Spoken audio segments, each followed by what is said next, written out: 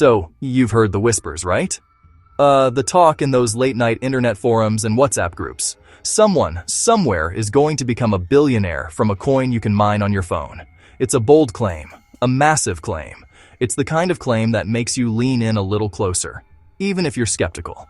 The story goes that a new digital currency Pi could be the next big thing. Maybe even bigger than what came before. People are throwing around a wild number. GCV 314,159 as its potential price. It sounds almost too good to be true, which is exactly why we need to talk about it. Before you download that app or tell your uncle to mortgage his house, let's break this down. Let's start with a story. In the crypto world, you often hear about these legendary figures, these pioneers who saw the future before anyone else. For our purposes, let's call one of these figures Dr. Nicholas. Now, to be perfectly clear, Dr. Nicholas is a fictional character, a composite.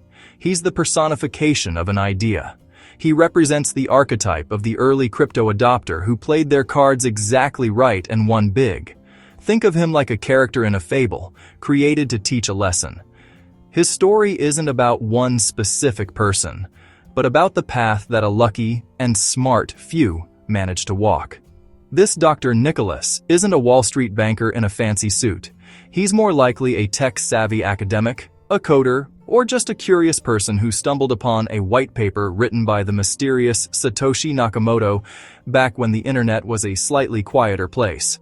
So, when people in Pi forums talk about its founder, a real Stanford PhD named Dr. Nicholas Kokkalis, they are tapping into this powerful archetype. So, how did our legendary character, Dr. Nicholas, turn a niche digital curiosity into a fortune? It wasn't a lottery win. It was a strategy, executed with patience and a bit of luck. The first step was the most important. He did his homework. He worked to understand the concept of a blockchain. He learned about public keys. He learned about private keys. He grasped the idea of digital scarcity. He used dollar-cost averaging. He invested small, manageable amounts over time. When price dipped, he bought at a discount. When price rose, his holdings increased in value. The hardest part was holding on. He secured his investment and practiced extreme patience. He avoided keeping coins on exchanges. He moved them to a hardware wallet, offline. He held through massive crashes. He endured negative news cycles. Finally, he executed an exit strategy. He sold a portion to lock in gains and secure his future. Learn. Buy slowly. Secure. Wait. Sell smartly. Now let's shift our focus to the new kid on the block, Picoin. So what exactly is it? At its core, Pi is a digital currency project with a very different approach than Bitcoin. Launched in 2019 by a team of Stanford graduates, including Dr. Nicholas Kokkalis. Pi's main innovation, the Pi Network app. Mine by opening the app once a day and tapping a button. This isn't traditional computational mining like Bitcoin. You're not solving complex math problems. The app runs on a consensus mechanism that allows negligible energy on a smartphone. Invite people to your security circle to increase your mining rate. It's built for viral growth. Currently, in closed mainnet. The Pi blockchain is live, but behind a firewall. KYC verified users can transact with other verified users and try a handful of Pi apps, but you can't connect Pi to external exchanges yet.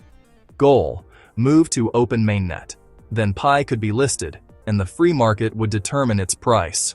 Millions are accumulating coins, hoping their stash becomes tradable value. If you spend any time in the Pi community, you'll inevitably see a specific sequence of numbers, 314,159. It nods to the mathematical constant Pi, 3.14159. It's catchy, it's nerdy, it's a powerful symbol. Marketing 101. GCV stands for Global Consensus Value. The idea, if enough people agree that one Pi is worth $314,159, that becomes its value. But markets set value via supply and demand. Agreement alone doesn't create buyers with the money to pay. For GCV to be real, there would need to be buyers with trillions ready to pay that price. It's the engine of the hype, turning a phone app into a potential lottery ticket. Crucially, GCV is a community aspiration, not a market price. It is not guaranteed by the Pi core team and has no binding force in the financial world. When you look at Pi and Bitcoin side by side, it's like comparing a brand new electric scooter to a battle-tested freight train. Bitcoin's proof of work uses immense electricity. Pi's approach is designed to be green. Bitcoin favored early technical miners. Pi was designed for mass distribution via a simple app. Bitcoin is fully decentralized and open source. Pi remains highly centralized, with the core team holding the keys. Bitcoin has deep market history and broad exchange support, even reserves on balance sheets. Pi has virtually no public trading history. Its value is speculative, with enclosed peer-to-peer barters only. Bitcoin is a proven, volatile store of value. Pi is unproven, with many users and much hope. Different goals, different stages, different risks. All right, it's time for a dose of reality. The excitement around Pi and the GCV is infectious, but we have to talk about the risks. Number 1. Pi may never achieve significant monetary value. Right now, mined balances are numbers on a centralized server. Value remains theoretical until open mainnet and listings on liquid exchanges. The project could stay enclosed or launch into heavy selling and crash. Second, centralization. The core team can change rules, delay, or even shut it down, opposite of Bitcoin. Centralization also heightens regulatory risk. Third, data and security. KYC hands sensitive data to third parties, a non-trivial risk in an age of breaches. Lastly, execution risk. Building a secure, scalable, decentralized network, plus an app ecosystem, is incredibly hard. Hype and user counts mean nothing if the underlying technology isn't sound. So, what does the future hold for Pi? Let's imagine two paths. Best case. Open mainnet launches. Secure, fast, decentralized. Major exchanges list Pi, exposing it to global liquidity. Apps gain traction. You can buy goods, play games, access content, creating sustained demand. Price stabilizes at a respectable level, rewarding early adopters. Worst case, repeated delays, technical issues, and exchange reluctance. Listings, if any, open very low. The GCV dream evaporates.